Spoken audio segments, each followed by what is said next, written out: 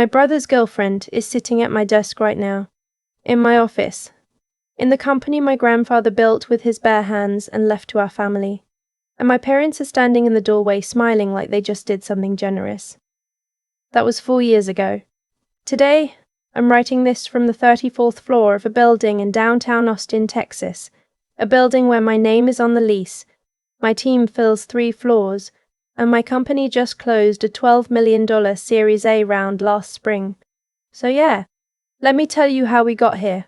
I want to start by saying I loved that company, not in the vague way people say they love their job because it pays well or because they don't know what else to do. I mean, I grew up inside those walls. Brennan & Co. was a regional logistics and supply chain consulting firm that my grandfather started in 1987 out of a garage in Columbus, Ohio. By the time I was 12, I was sitting in on client calls, learning how freight contracts worked, watching my grandfather negotiate with a confidence I'd never seen in any adult around me. He was sharp, relentless, and he believed, loudly and often, that I was the one who would take the company forward.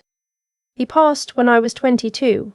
In my final semester at Ohio State, he left the company jointly to my parents and my uncle, with the understanding, never written down, which I now know was the catastrophic mistake, that I would be brought in after graduation to learn the operations and eventually step into a leadership role.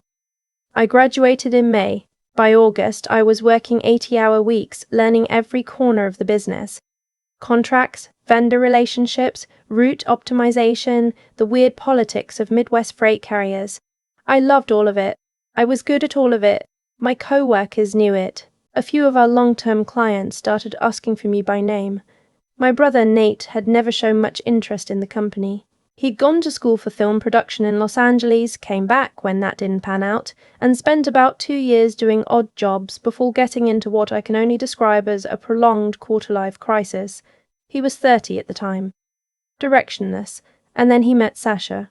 Sasha was 26, recently out of a marketing job she'd quit because her boss was too controlling, and she had this very specific energy that I've since learned to recognize immediately. The kind of person who maps out a room in the first 5 minutes for resources they can use. She was charming. She had a way of agreeing with everything you said while somehow making you feel like you'd said it wrong. My mother thought she was wonderful.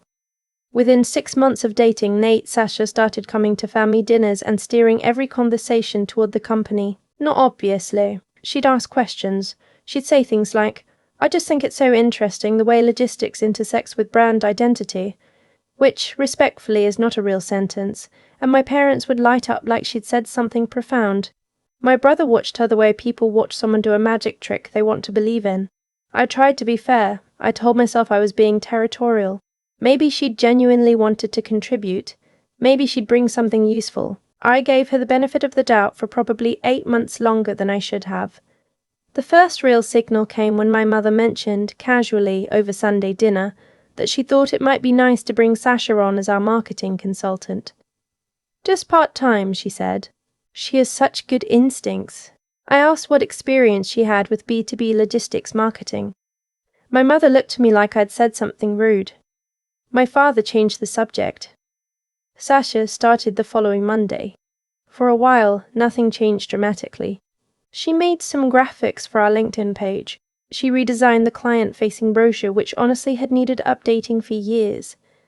She sat in on meetings and took notes.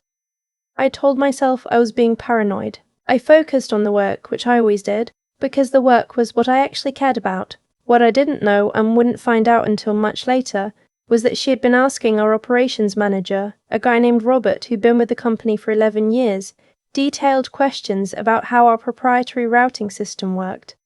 She told him my father had authorized it. Robert had no reason to doubt that. I had spent 2 years building that routing system. It wasn't flashy, but it was genuinely good, a methodology for optimizing last-mile delivery costs for mid-size regional carriers that I'd developed by cross-referencing patterns across 4 years of our client data. We'd started licensing it to 2 clients. It was becoming its own revenue stream. 6 months after Sasha joined, she presented her idea in a full board meeting. I'm going to be specific about what happened in that room because I want you to understand it wasn't vague or ambiguous. She had a deck. A 40-slide deck, with terminology I had coined, with data models that were mine, reformatted with new color schemes. She called it the Smart Route Framework. I had called it exactly that, in an internal document I'd written 14 months earlier. She presented it as something she'd developed after studying the industry and seeing a gap. I sat in that meeting and I felt something I can only describe as a full-body short circuit, like my brain could not process that what I was seeing was actually happening. My father nodded along. My mother said it was impressive. My uncle, who understood the operations better than either of them, went very quiet. I watched his face and I knew he saw it too. When it was over, I stayed back and told my parents directly. I said, "That was my work. I have the original document. I have the version history. I have email chains where I walked Robert through it. What just happened in there is plagiarism." My mother said I was being dramatic. My father said maybe Sasha had arrived at similar conclusions independently. My uncle left the room without saying anything, which I later understood was him choosing not to fight a battle he knew he couldn't win. That night I went home and I cried for about an hour. Then I stopped, because I've never been someone who stays in that place long. I went to my laptop and I started documenting everything. The following week I asked for a formal meeting with both my parents to lay out the timeline with evidence. I brought printed documents. I brought email timestamps. I brought the version history pulled directly from our shared drive, which showed my file had been opened from Sasha's login 6 weeks before her presentation. My father listened. When I finished, he said, "You know this is going to cause problems with Nate." That was his response. Not, "You're right, we need to address this." Not, "We'll look into it." The concern was Nate's feelings. My mother said maybe I should think about whether I really wanted to make this into something. I looked at them both for a long moment, and then I said, "I want to know, is there a path here where I stay at this company and this gets addressed properly, or are we not going to do that?" My father said they needed time to think. They thought for 2 weeks. In those 2 weeks, Sasha was given the title of Director of Strategy. When they finally called me in, my father did the talking. He said they valued everything I'd contributed. He said the company needed to move forward and they couldn't afford internal conflict. He said Sasha's role was necessary for the business. He said he hoped I understood. I asked, one more time, clearly, "Are you asking me to leave?" He said, "We think it might be best for everyone." Nate didn't say a single word throughout any of this, not one. I packed my things on a Thursday. Robert came by my office and shook my hand for a long time without saying anything. 2 other colleagues came in and hugged me. I drove home and sat in my apartment for about 3 days, barely moving. I'm not going to pretend that didn't happen. It was one of the worst weeks of my life. But somewhere around day 4, something shifted. I've thought about this a lot, and I think what happened is that grief has a flaw, and when you hit it, you push back up. And I had been in that company long enough, and I knew what I was good at well enough that I couldn't stay down. I called my friend Priya. We'd gone to Ohio State together. She was working in tech in Austin, and I told her what happened. She said, "Come down here, just for a month. Clear your head." I drove to Austin with 2 suitcases. I meant to stay a month. I'm still here 5 years later. It started the way a lot of things start. I kept solving problems because I couldn't stop. I was consulting informally for a small freight company Priya knew through a mutual contact, and I kept seeing the same inefficiencies I'd been fixing for years. Within 3 months, I'd put together a proposal for a real engagement. They hired me. Then they introduced me to someone else. Then that person told someone else. I incorporated in the spring. I called it Vantage Point Consulting. I liked the idea of elevation, of seeing further than whatever the immediate problem was. By the end of that first year, I had 7 clients and had hired 2 people. By year 2, I had 14 clients and a small team of 6. By year 3, a private equity firm that had heard about us through one of our clients reached out to talk about investment. I will be honest, I was not trying to build something that would become what it became. I was just doing work I knew how to do. But there's something about building something entirely on your own. No inherited client list, no family name on the door, no borrowed infrastructure, that creates a kind of clarity. Every decision was mine. Every relationship I built. Every system we developed came from my team's actual thinking. documented, attributed, protected properly. We filed 3 provisional patents in year 3.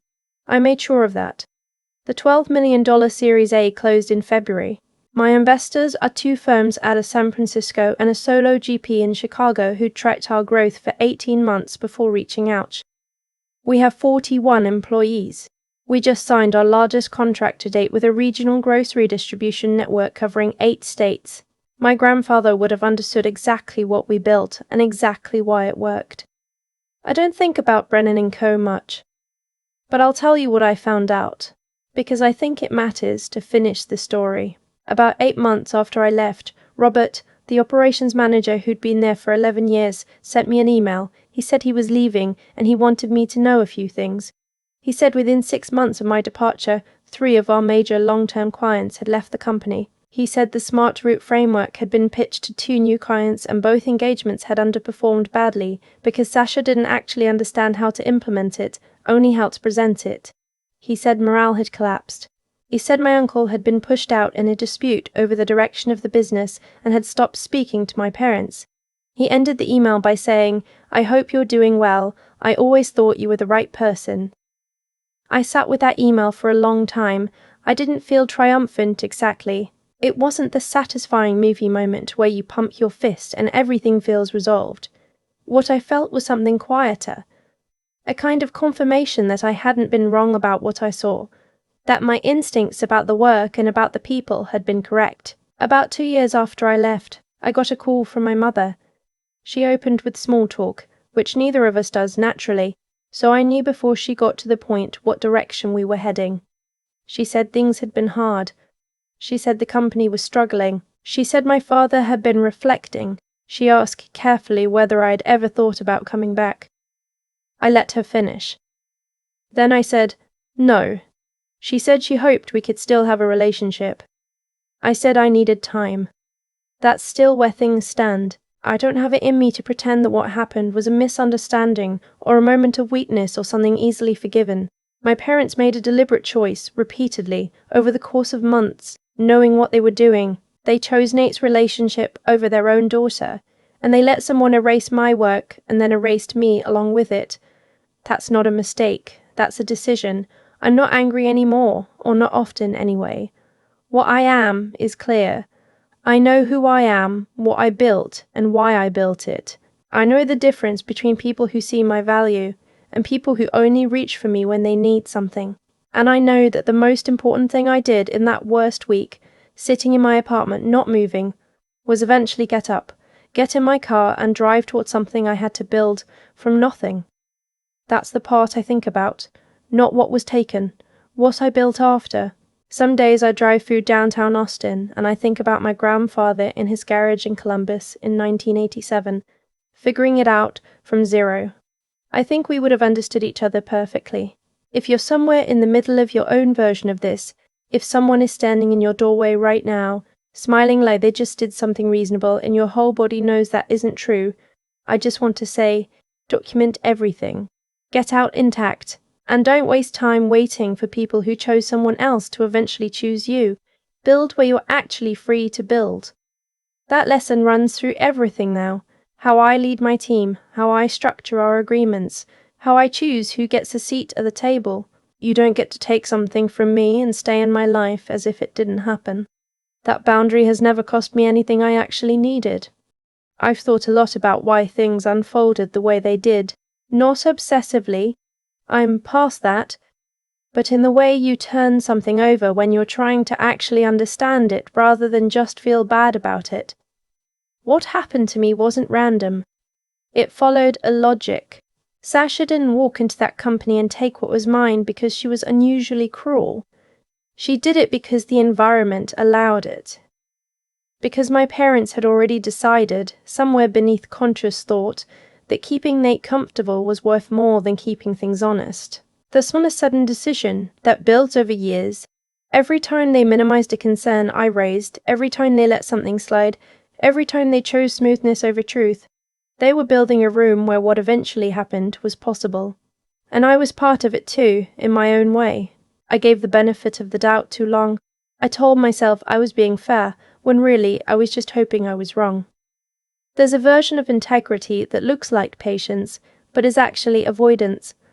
I lived in that version for about 8 months, and it cost me. I know that now. What I've come to believe, not from any philosophy I read, just from living through this, is that there are consequences that come from character, not punishment from some outside force, just the natural downstream of who you are and what you choose. My parents chose convenience over honesty, and the company that my grandfather built with genuine care started collapsing the moment they let dishonesty run it. Sasha built her position on something she didn't understand and couldn't sustain, and it showed in every client engagement that followed. There's not karma in any mystical sense, that's just how things work. You can't run a real business on a stolen foundation. Eventually the gaps show. And I built something true from scratch, which meant every piece of it was load-bearing. Every client relationship was real. Every system we developed, we understood completely.